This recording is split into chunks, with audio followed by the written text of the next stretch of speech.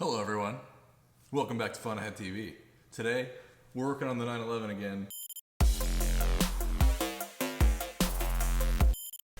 Alrighty, like I said, welcome back to FunAhead TV. Thank you so much for tuning in. So, in a previous video, I had introduced all of the springtime projects that I was wanting to do on my 911.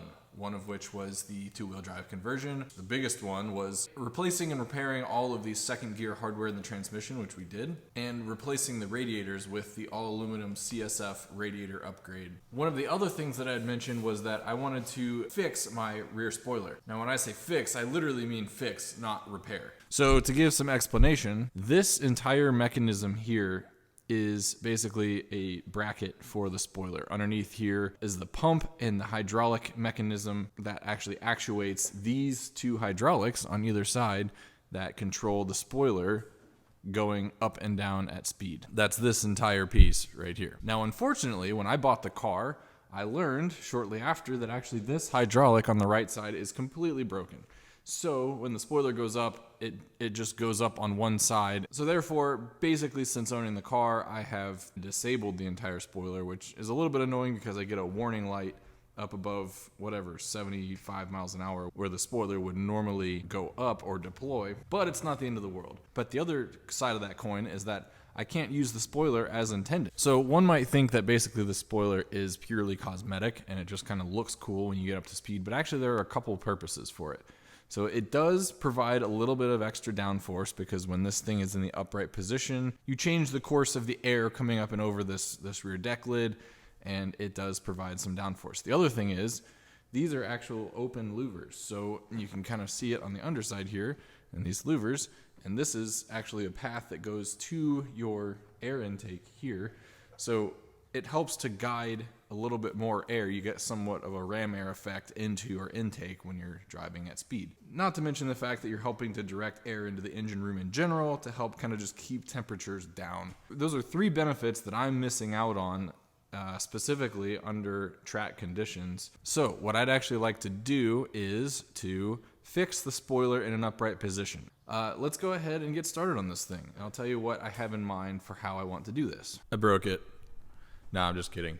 I made a little bit of progress off camera, apologies, but it was just a few screws that I took out. So I took out all the screws that hold this main spoiler bracket in, as you can call it. And then I took out the fan that normally sits right here, just to be able to kind of get some better movement of this guy.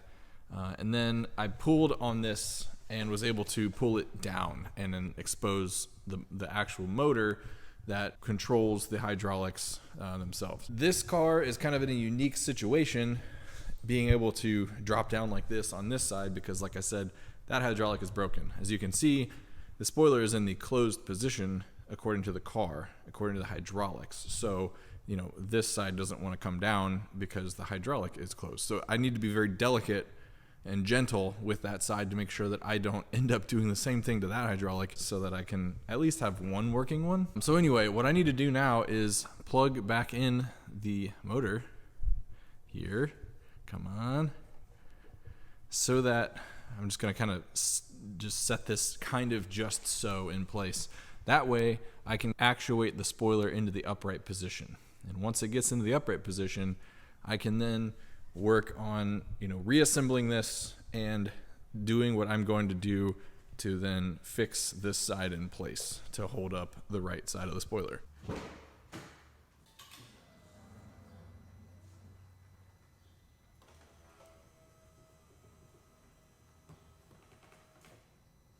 This is in the upright position, as you can see, on the left side at least.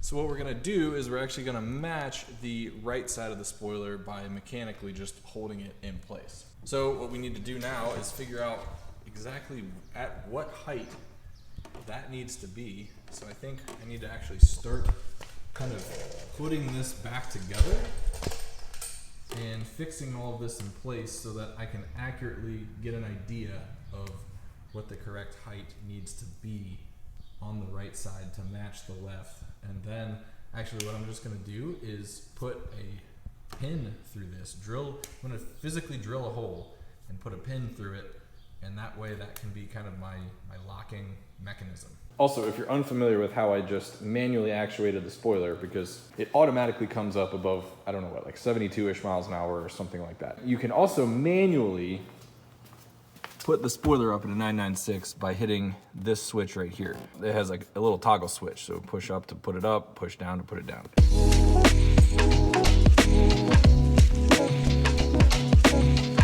What? Wow.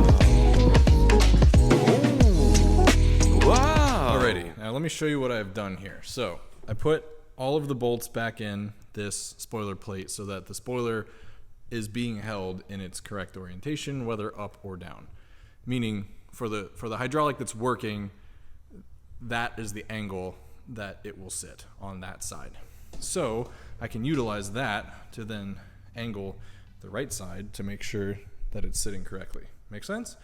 So let me show you what my idea is here.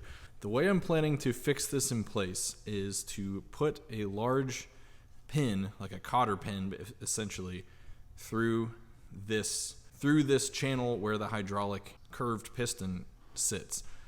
So I've drilled a small little sight hole here to see whether or not I think I'm in the right ballpark. So let me show you what we're working with. Now if we look inside that hole, when we fully extend it, boom, you can see the hydraulic passes by. Let me do that again.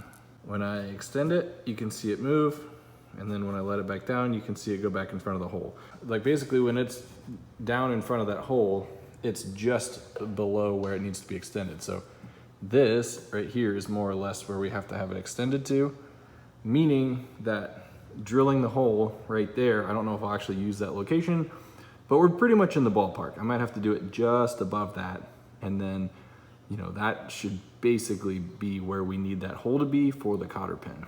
So I think what we need to do now is go ahead and drill ourselves a hole and get this cotter pin in place.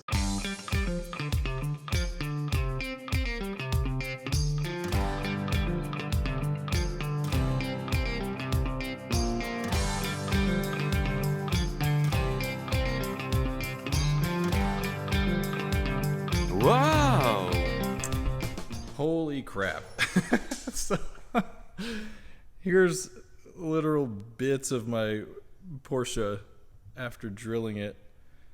I cannot wait to take the shop vac and just clean all this up. So let me show you what I just did. And I have not test fit this yet, so we'll do this together. But I just drilled the hole through this, and you can see very clearly that is the inner cylinder. And I got it drilled through to the other side here. Now it's time for proof of concept. All right, so here is the cotter pin in question. I've had this just kicking around my toolbox forever and have never had a use for it. But when I was thinking about this project, I was like, dude, I've got that thing, and it's actually like a nice pin. Like, I don't know what it's made out of, but it's some kind of maybe stainless or something. So I drilled this hole with this thing in mind. Put this through. All right. And slide our cotter pin through. All right. This thing needs a car wash so badly. I don't know. That was successful, I would say. This thing is, is it jank? Oh, absolutely it's jank. But, I mean, it's fixed in the upright position. You'd otherwise never know the difference. And now I can easily, within, 10, 15 minutes, take this thing out and have it fixed in the down position if I want it to be. Anyway, but that's that. And you might be asking yourself, David, why don't you just buy the new spoiler mechanism? Well, it's very simple. It's because it's very expensive to do. This part is, I don't know how much, but it's more money than you'd think for a stupid spoiler. So in my opinion, it's not even worth buying and replacing, because you're not gonna get a brand new part. You're gonna get a used part off of some other 996, and it could just as easily break on you, the hydraulics. It's not worth doing if you're okay with, just having that light on the dashboard saying, hey, your spoiler didn't go up when it was supposed to. And now we've got this fixed in place spoiler, so I can be in D-bag mode when I cruise around town. But it'll be nice for track days with a little bit of additional downforce and, much better engine room cooling. Hey, just a quick aside, good news. So I have actually test driven the 911 since doing the spoiler fix mod.